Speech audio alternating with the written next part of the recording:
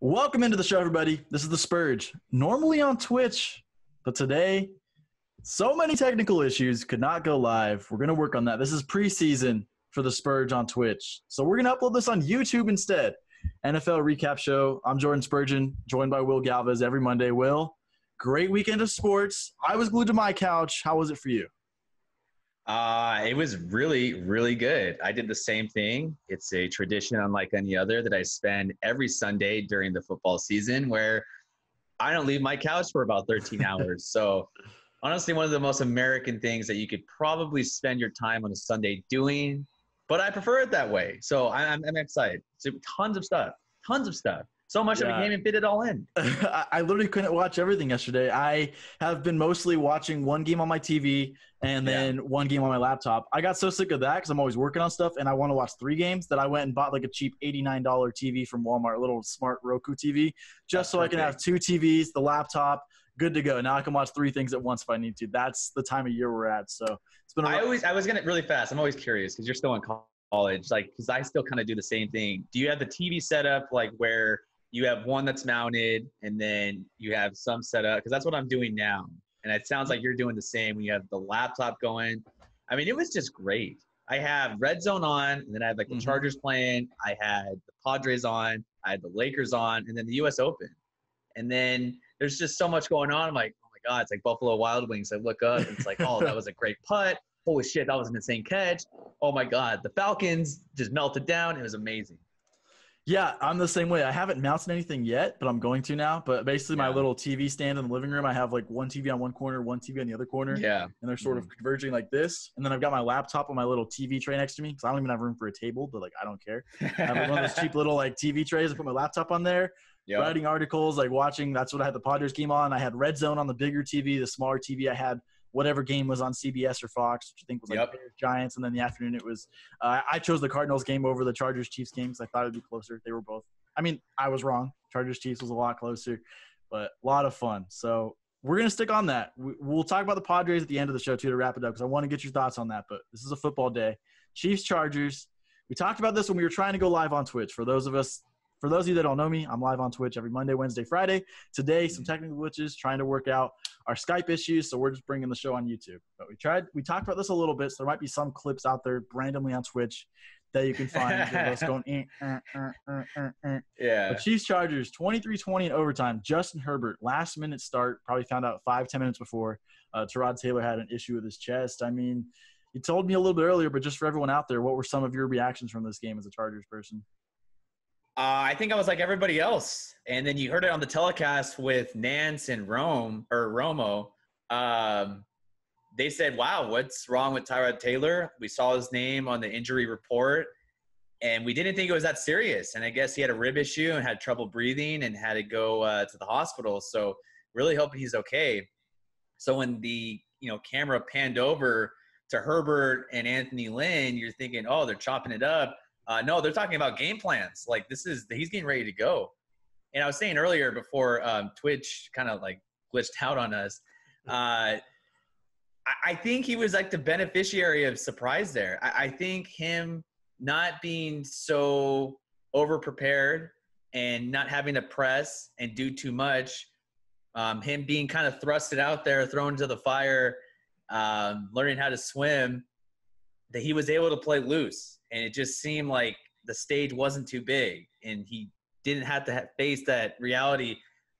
Holy shit, like I'm playing the Kansas City Chiefs, the defending world champs. Like that's insane. So he went out, played loose. I thought the running back by committee with Eckler and Joshua Kelly did well. He was finding Hunter Henry and Keenan Allen. Mike Williams made some plays. And he was able to scramble for years, the better part of almost 2 decades. I was so used to seeing number 17 trot out there and not having Rivers, because whenever there was a play that was broken down, I would just think, oh, he's going to throw it away or he's going to take a sack. Herbert's way mobile. Saw it when he was at Oregon. The guy had 3 rushing touchdowns at the Rose Bowl this year, earlier, before the whole pandemic hit. This is interesting. And he had a chance to win. I loved what I saw from Justin Herbert. I was not the biggest fan of him coming out. The more I watched tape, the more I said, okay, he's going to be like a Brady Quinn type quarterback. Not going to overreact over one game. We talked about that last week, but I do think he's going to be better than that. He's got some Josh Allen in him with a little bit less mistakes than Josh Allen made his first year. Because his first years of Josh Allen, besides what we're seeing this year so far, were just a bunch of running around kind of doing whatever.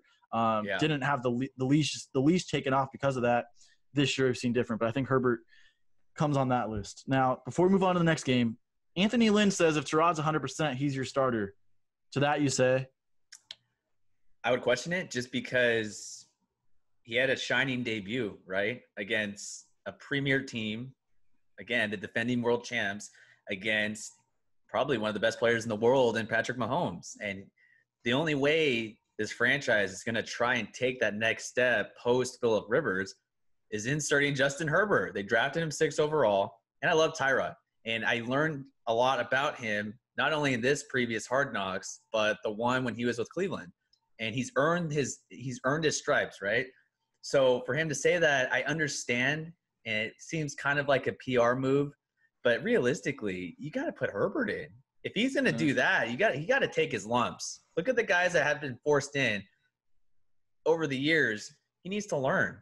Now, and going to the overtime decision, I can see why he was a little uncomfortable sending a rookie quarterback to do it, but you got to pull the trigger at some point. And for them facing the unfortunate reality of being in a city that's not in San Diego, they're second tier. Lakers and Dodgers are always going to take all the eyeballs in that city. So you want to make a splash, they try to christen the new stadium for them, not for the Rams. I would say do it. I think you need to pull the trigger on Herbert, but I could see why he wants Tyrod. You? Herbert brings the excitement. Like you said, I was going to touch on this. In LA, there's so many things going on. How are you going to get fans to go to your stadium? Obviously, they can't yet. Probably not going to happen this year. It's in California. Likely not going to happen. Mm-hmm. But you want to bring excitement to the Chargers. You want this team to move forward. You let the future play now. If he stinks and you guys go 5-11, honestly, with Terod Taylor, you're not going to be much better. I don't know if they're a playoff team. Maybe, but because of the injuries and stuff we've seen, I don't know if they're a playoff team anyways. But maybe one more year of missing the playoffs, but letting Herbert just play it out and see what happens, I think that's beneficial. I don't think he's going to need to take the route of sit for a year and then have a Patrick Mahomes type year. I don't think that's Justin Herbert. I think some guys need to play under fire. I mean, look at Josh Allen. I don't want to get too much in that game yet, but 2 years of just playing it out, and now all of a sudden he's in a great system, great team, and he's really starting to shine. And so I think Justin Herbert's the kind of guy where I thought very similarly of him, where he's a project, but sometimes projects just need those game reps to really get going. And so he's definitely the future in LA, and sometimes the future needs to be now. Speaking of that, though, so Patriots Seahawks, the future was supposed to be Jarrett Stidham. It's not anymore. It's not Jarrett Stidham. I also said before the season, I thought maybe Cam Newton plays well. They just don't win enough games. He's there for a year. They go and get one of the top 3 guys in the draft next year. Trey Lance out of North Dakota State, Trevor Lawrence, or Justin Fields. They end up with one of those guys. If Cam's playing like this, there's only 2 things that's going to make him not be the long-term quarterback. One is his health. If he plays the whole 16 games this year and he looks fine all year long, there's no reason as soon as the season ends, he should not be signing a long-term extension in New England. The second is whether or not they think he's the guy, whether or not they think he's the fit. We'll see if they think he's the fit by the end of the year, or if they're close to the playoffs and they think he's not the guy, they're just going to run him more because they're going to treat him like a used car where you're just going to drive it. You don't really care about the wear and tear. You're just trying to win. You're just trying to get to your destination and have a good time.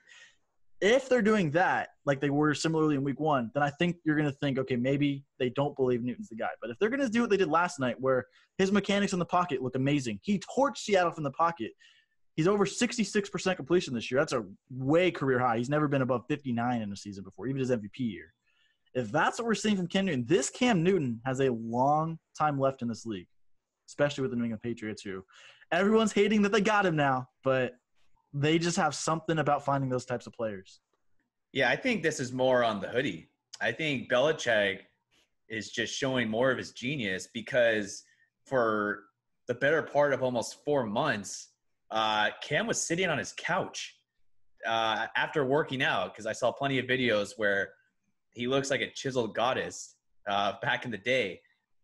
Look, I think you don't want to rush it, obviously, and this is an organization that has historically taken care of its players that they need to, but also been on the chopping board, such as Belichick being basically the de facto GM and making the decision to cut players. So it's a prove-it year for Cam. They got it for a great bargain.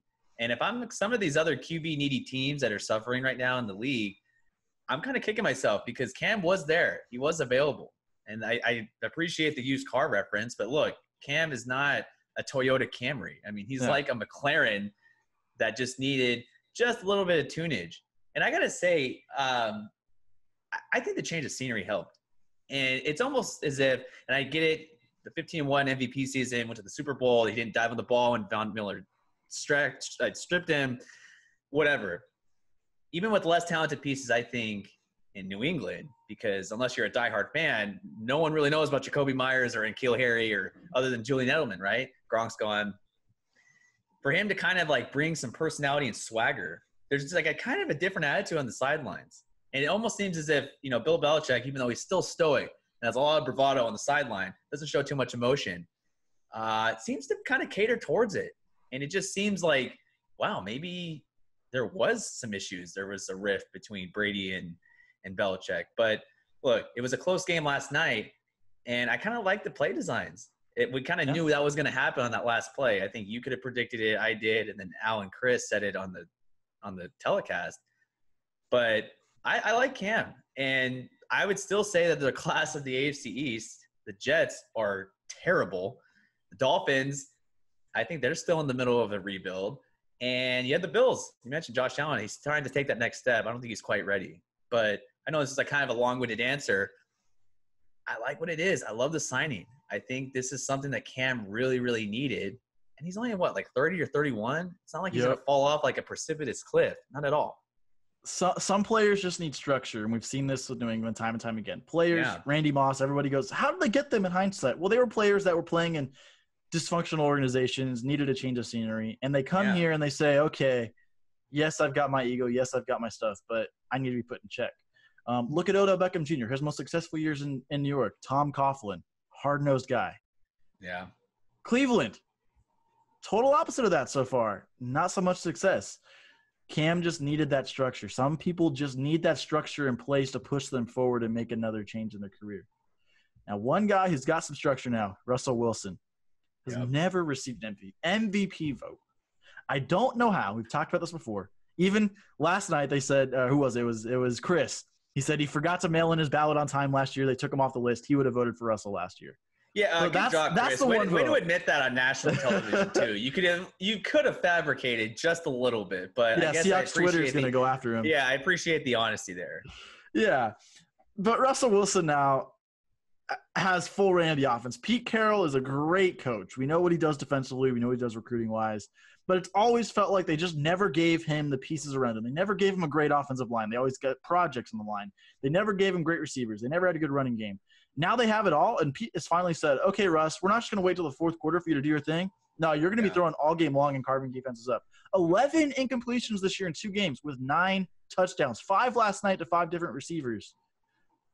I think it's a lock. Unless this team somehow misses the playoffs, Russell Wilson's MVP. There's just no doubt in my mind at this point he's going to win MVP this year. Yeah, I appreciate the Russell Wilson love. I think he does deserve it. I give him a lot of flack off the field because his PR and marketing is extremely cringeworthy. But I've always said it, when he straps it on, he puts the pads on, and it matters most, he always delivers. So I think the only thing stopping him is injuries. This is himself. But he's just always put himself in such a good position. Like, we always joked in the past about how bad RG3 was trying to defend himself running. And then you look at guys like, someone like Lamar Jackson or like Josh Allen, who kind of are always so frantic running around and they take those big hits. Yes, I get it. You can do that in 22, 25, 26 years old. But with Russ, with having that baseball background, every time he scrambles, he always knows how to get out of bounds. He always knows when to slide, and he's always smart about his body. I think that's what's helped him not miss a start to this point. So he finally, to what you said, has some weapons. A lot of people weren't too high on DK Metcalf because they thought he was a one-trick pony. They always thought that Tyler Lockett was just, a guy with straight line speed, but too small and can't handle a full season. That's not the case anymore. And then you get Jamal Adams on the other side of the ball. Pete has always been a defensive-minded coach before offense, obviously. So now Russ, it's crazy. He's in his 9th season. So I think it is time for us to give that recognition because it's interesting. he's always won. And other than, I think it was 2 years ago, they started 0-2, but they still rallied to make the playoffs in one of the toughest divisions. And look, Arizona 2-0, and the Rams are 2-0, and San Francisco, which we'll get to, is still a tough opponent. I don't know about now with the injuries, but we'll get to that in a second. With Seattle, why not, right? Like, maybe this is time. Maybe you pencil them in as, this is like, go to the odds, go to the sportsbook in Vegas, and put your money on Russell Wilson, the Seahawks, because that was as prime time as it gets. That was a great game. And they almost kind of pissed it away, but no, again, Russell Wilson, give credit where credit's due. Russell Wilson deserves all the credit he's getting now. He's the best deep ball thrower in football. Mahomes and Rodgers still have probably the top 2 overall skill sets at quarterback as far as the arm talent. But Russell Wilson's deep ball, those 2 last night, the one to DK over Stephon Gilmore, and then the one to Moore in the end zone as well. You don't see those throws from anybody else. They have just enough trajectory on them. They just float right into their hands. It just falls in the basket. Really fast. How about DK and Gilmore going at it? I mean, they had like huge scuffle at least 5 times, but that giant one where they were not letting go of each other. Look, defensive player of the year last year going against a guy that's he's like 22. That's insane. It's he looks crazy. like a bodybuilder playing out there. Yeah, that I remember that he said he had 1.4% body fat. Not possible, but I give him his props for how. DK, great headline there, dude. That's physiologically impossible, but we can run with that a little bit.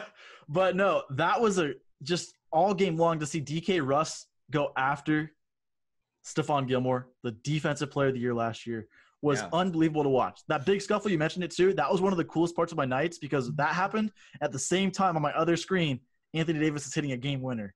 My mind was just like with the all over. I know this is football, but like my mind at that point was just like that's what I hit. Like I think my soul just like left my body of just like pure happiness yesterday in sports. There were so many close finishes, and it was capped off by like all of a sudden a fight and a heated game between the Patriots and Seahawks, who have always played close games, and Anthony Davis hitting a game-winning 3 from downtown over. Sorry, Will. The Nuggets. Nuggets, yeah. I was upset. That was debilitating watching that because they did rally, but I mean, we can have a separate conversation. But to what you were saying, having your mind just blown, like I would kind of – is it equivalent to like a sports nirvana where you're saying, oh, my God, there is so much stuff going on that it's almost a bit overwhelming. Like I don't think your brain can really process how much stuff's going on. It's euphoric. It is euphoric for sure. Because you think of like in March, you got March Madness, and then, going into like the national championship game, and the Masters, and baseball's fresh, like so much. Now, I mean, we had the Stanley Cup finals, we had the NBA Eastern and Western Conference finals, the MLB postseason. I mean, there's so much. It's such a great problem to have. I just can't get over it, but we'll get back to football here. We touched on it a little bit, Niners Jets. I mean, this was the 9-1-1 game? Is that what we want to call it? I mean, I'm not trying to get too lighthearted about this because it sucks, but 4 major injuries. Now this team is missing their starting tight end, a bunch of receivers, their quarterback, 2 of their best pass rushers, all out now. I mean, it was tough to watch. It was sort of a win for the Niners. I got a meme here, a Thanos meme. When he's in when he uses the Soul Stone. What did it cost? Everything. That was the Niners against the Jets. That win cost them so much yesterday. And I don't want to say they're the team that misses the playoffs in this division, but, I mean, if the injuries keep racking up like that, that division's tough. Everyone else is 2-0. They're going to have some ground to make up, and they're going to have to win every game outside the division because it's going to be tough. This is tough to watch. Dispatcher, what's the emergency? Their depth. Yes, I agree. Look, Garoppolo's out. Bosa tore his ACL. Solomon Thomas is out. Kittle and Sherman didn't play. I mean, is this the residual effect of a Super Bowl hangover? I mean, it happens to every team that loses, and sometimes even the winner from the previous year. But I don't think it's going to happen with the Chiefs. But the Niners, where do you go from there? And we've said it multiple times. The NFC West is probably the strongest and deepest division in the NFL.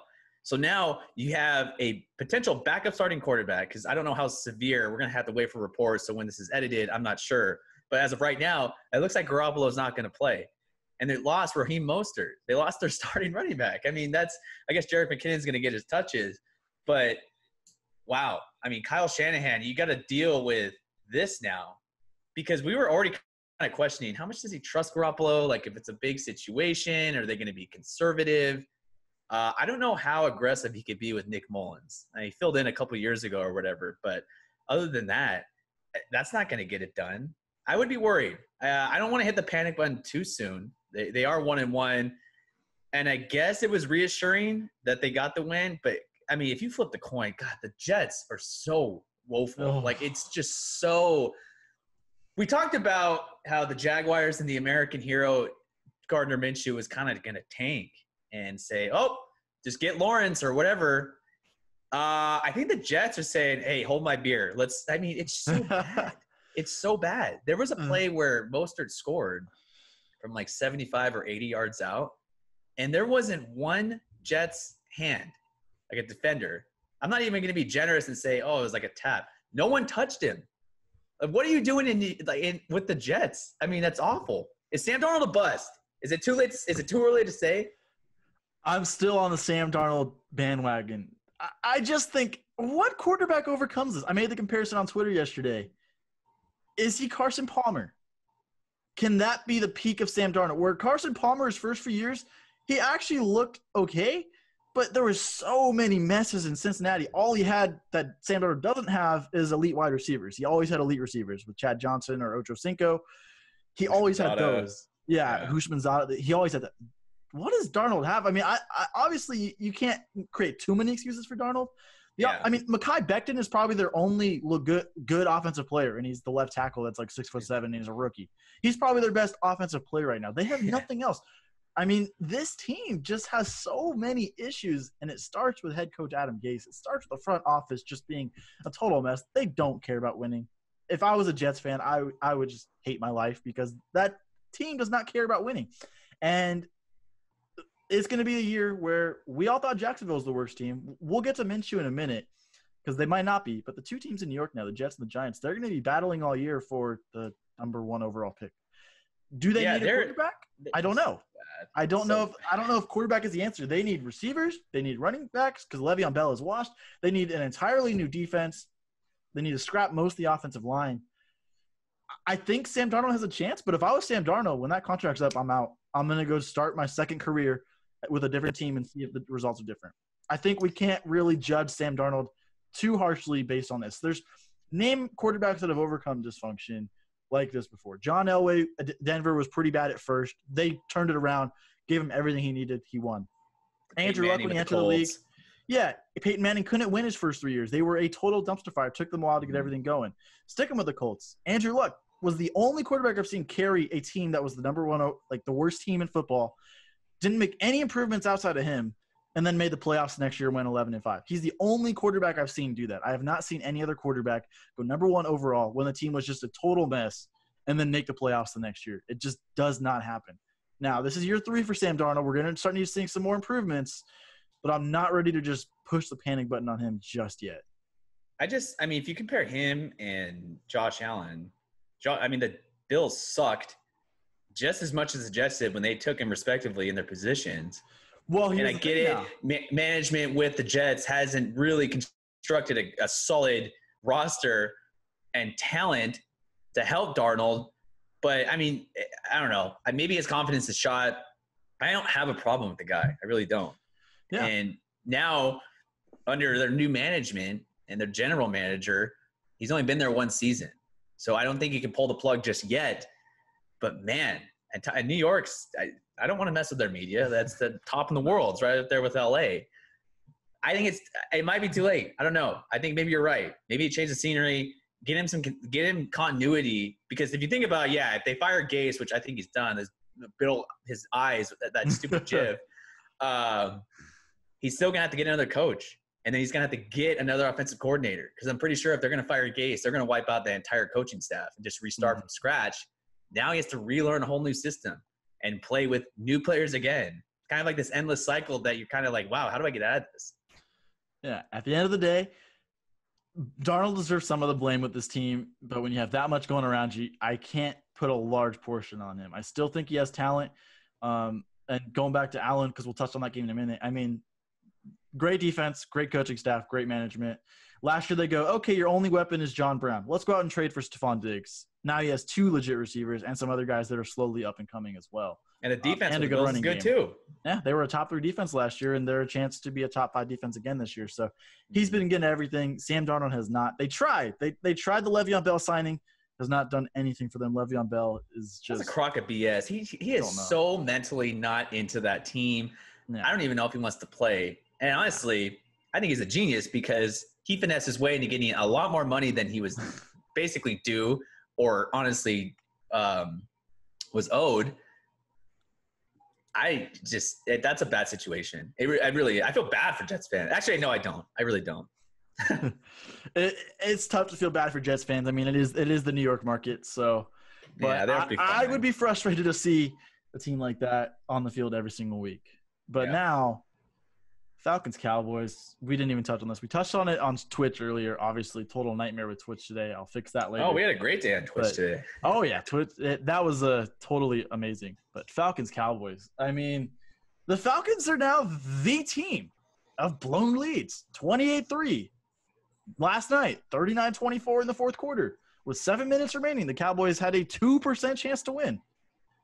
They win the game 40-39. I'll play the video right here. What are they doing on the onside kick there? I don't understand what goes through your head in a moment like that. How are you not prepared to just get the ball as soon as possible? I don't know what happened right there. Yeah, I think that goes back on the coaching. I think that, look, Dan Quinn has been on the hot seat for what feels like almost 3.5 seasons now. I think they're still living in that nightmare meltdown in the Super Bowl. And this team is honestly loaded. Look, Julio Jones dropped a gimme touchdown. They ran that trick gadget play, Russell Gage, the receiver. When he threw it, I was like, what is he doing? And then you look at Julio striding down the field, and you think, wow, that's a good throw. Oh, my God, he's going to catch it. Sticks his hands out, and he drops it. I mean, that just looked like – it almost looked like the Jets. But, Julio Jones, a surefire Hall of Famer one day, how do you – lack of discipline. So I think this goes back on the coaches. To your point, on the onside, why is it that me and you know? Why is it what the broadcasters knew? The receiving team doesn't have to let it travel 10 yards. That's the kicking team. That's just a lack of coaching. That's being out-coached, not knowing the situation at the professional level. If that was like a varsity game, now you're like, okay, you know what? Maybe we throw in like a 16-year-old scrub that's on the hands team that thinks he's good and he just wasn't paying attention. No, these are pro athletes. They've been playing their whole lives. That's not good. I think there's going to be some conversations today, and there might be a fight. I don't know who their special teams coordinator is. He's taking a hit. That's not good because that thing was just spinning like a top. It was almost like they were getting hypnotized. They're just like, oh, my God, it's like the coolest thing ever. And then the Cowboys, good for them. They jumped on the ball. They followed the rules, but horrible, horrible. I mentioned it on Twitch before we cut out. Teams were 440-0 when scoring 39 points or more and 0 turnovers. Matt Ryan never turned the ball. No one turned the ball over. And somehow Dallas creeped their way in and won. Like, you let them hang around all day. And now you like, oh, do we pay Dak? Like, they kept panning to Jerry Jones. Jerry Jones should have his own segment every time the freaking Cowboys play because of how much they show him. Is he worth it now? Does Dak have a case where he's saying, look what I did, pay me my money? I think they're going to have no choice but to give him that Deshaun Watson type money. He's obviously not getting Patrick Mahomes money. If he thinks he deserves Patrick Mahomes money, he needs to check his ego at the door or just leave because you're not getting Mahomes. No one deserves Mahomes money outside of Patrick Mahomes. But Deshaun Watson, what was it, 4 years, around 160? Somewhere in that ballpark? It was somewhere like that. Dak's, I don't know. He's not as good as Deshaun Watson. Deshaun Watson and Dak, the biggest thing, I hype on this a lot with quarterbacks. Deshaun Watson's hasn't been given a lot. He had a number 1 receiver for a while, but he's always just – there's always been something weird about the Texans that he sort of lifted them to victory. Dak has been given everything. Great offensive line, elite running back, solid receiving core.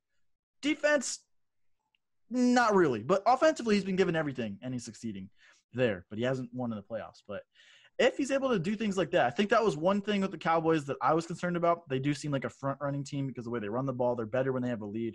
But they were able to come back yesterday. I'm not saying the Falcons are a good team. I don't think the Falcons are that good of a team. They should be, but they're not. So I want to see him do it against some of the better teams in the league this year. But I think Jerry Jones is going to have to take out his paycheck because or give him a fat paycheck. There's no one else on the market that he's going to be able to sign instead of Dak Prescott for that money. You might as well just pay Dak Prescott. It's part of having a quarterback now that wins games. They're going to get overpaid. That's just part of it. Yeah, and then, they were at home.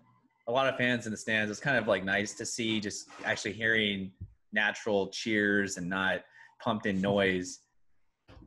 The Falcons are screwed. That's so bad. I mean, they're 0-2 for the first time since I think the year before Matt Ryan got drafted. Not a lot of things promising there. And they still have – it's like they're a solid – like on paper you look at them and you're like, oh, wow, I think they can contend. And then they just melt down. I mean, how do you recover from that in a season? Like going into next week and probably the rest of the year, the narrative around that team is that loss. That's incredible. With the Falcons, it's similar to the Cleveland Browns where I don't really gamble. I'm slowly starting to get into it, but I do talk about it on a lot of my shows now the last couple of years.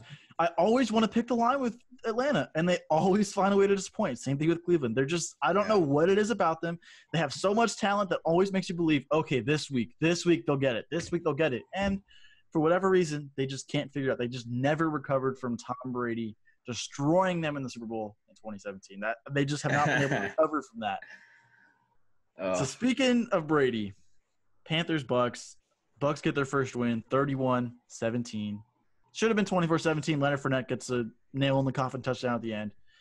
Tom Brady, I mean, looked okay. He screwed me over in fantasy. I lost by 2 points because he only had 8 fantasy points. That's what I get for having Tom Brady as my starter. I waited too long. And, like, I have guys in my league that have, like, 3 quarterbacks. Like, one guy has Mahomes, Russell Wilson, and Ryan Tannehill. And I'm like, dude, I don't like you right now. Like, that pisses me off. Like, why are you hoarding all the picks? The quarterbacks. Yeah.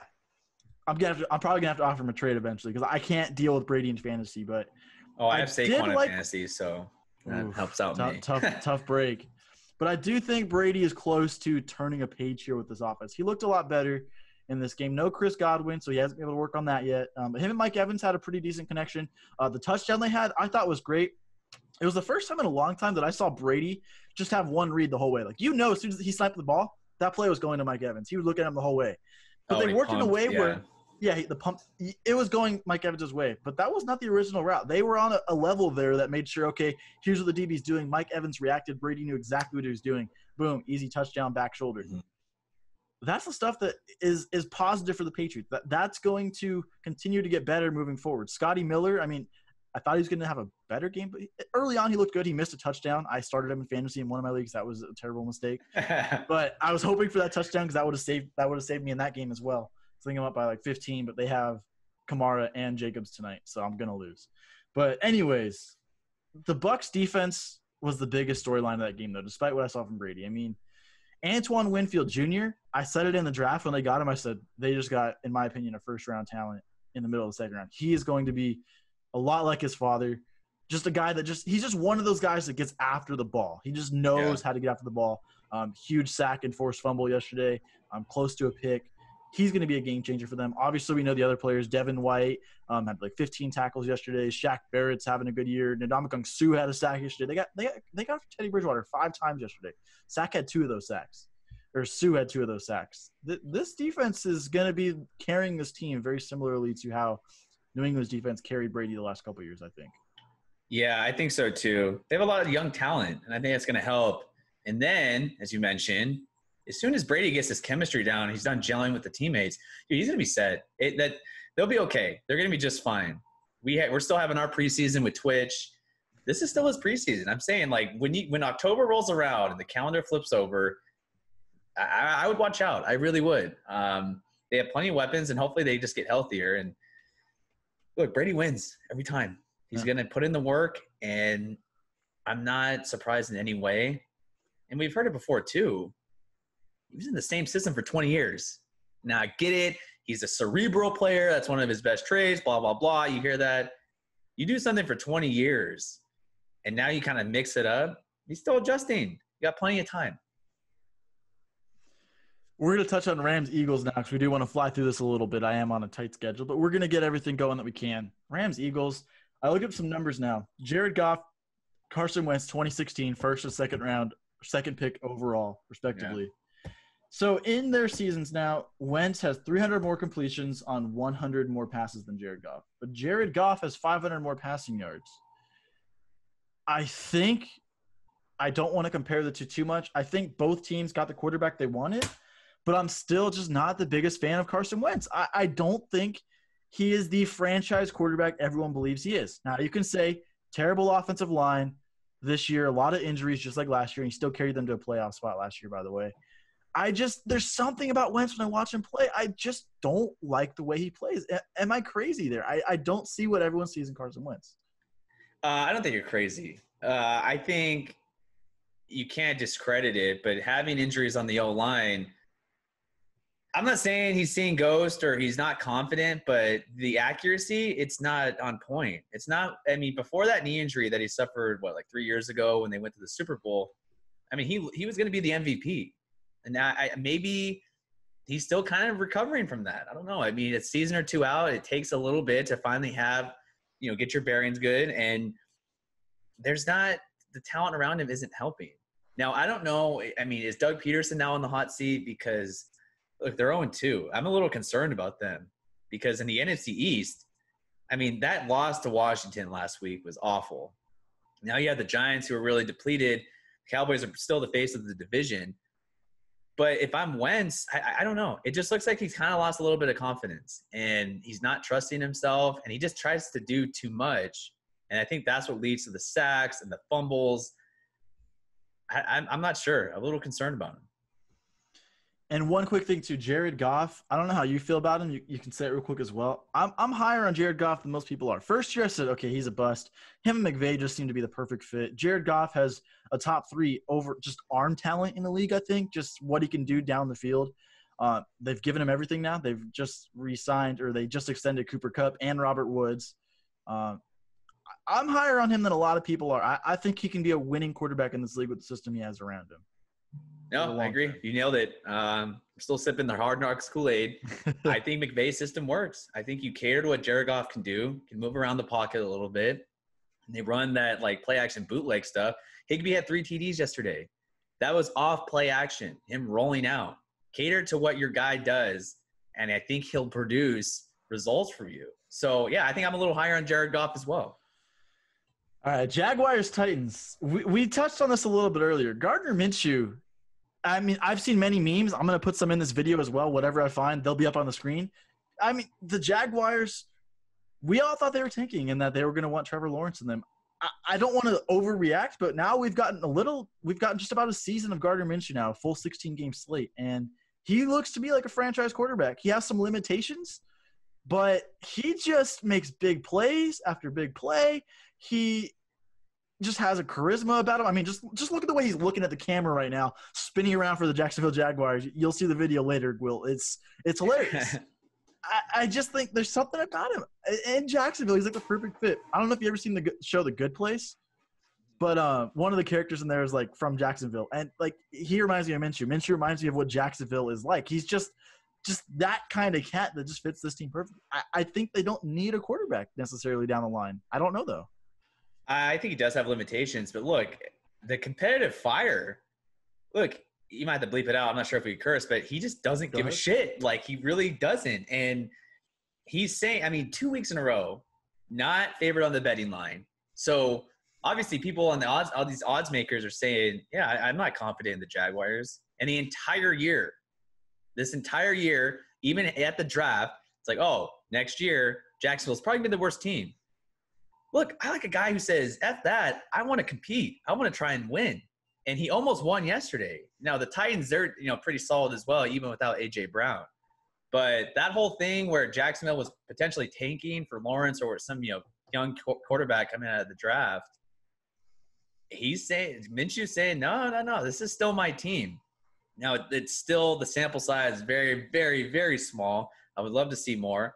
But he's producing with less. I mean, who are his guys? DJ Chark, Laviska Shenault, Tyler Eifert? I mean, look. And then he had a lot of the guys, considering what Jacksonville's had to do, they load off all those first-round picks the last few years. He's playing competitive. I like that. I love the fire.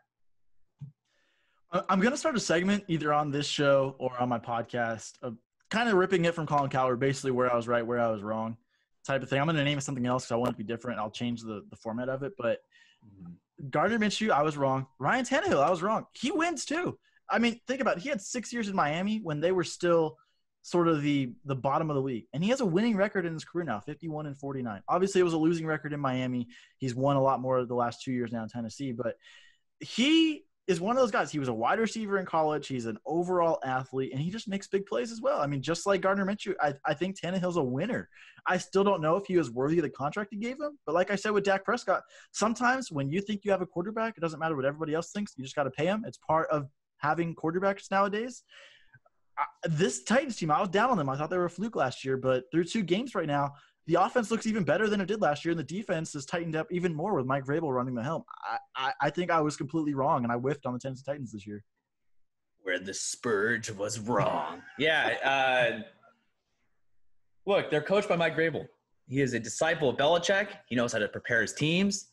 Vrabel's delivered in Super Bowls and knows what it takes to win. And they were in the title game last year. I think that this formula that they have, kind of a defensive-minded coach, bringing that tenacity, bringing intensity, and then that just bleeds over to the other side of the ball. You know, you still have Derrick Henry. He didn't have the best of game, but they have a solid offensive line. And you have a running attack with some receivers that can kind of get open, make some plays. It's totally fine. Like the meat and potatoes kind of blue-collar mindset, that's what I think of the Titans. Nothing flashy, but they get the job done, and that's what matters most. Awesome. Well, we're going to wrap up the show now. There was a few more games we wanted to touch on, but unfortunately, things threw us curveballs today. We're not going to get to them. But real quick, by the time this video's up, I'm sure Will's video will be posted. What's on the menu? What's on the menu today, Will? What's on the menu today? What's on the menu? You could follow it at WOTM Daily. Me and my co-host, Josh Arendale, a.k.a. Dale, is on there at WOTM Daily. A lot of NFL. Usually Mondays are pretty heavy just with football. It's still fresh from the weekend. I touched a little bit on my Padres. Go SD, baby. Lakers, talk some golf. So plenty of stuff. So go follow at What's on the Menu at WOTM Daily. And you can follow me at Will Galvez, WILLGALVEZ. Perfect. Got the Will Galvez Twitter logo in there. We just recorded this on Zoom. It'll look all fancy like it does on Twitch here once I get this up. But thanks for joining me, Will. Preseason's almost over. We're almost going to be rolling here officially. Almost. We'll have things fixed next week. We'll run some tests, and it'll be good. So, all right. With that, everybody, have a great day.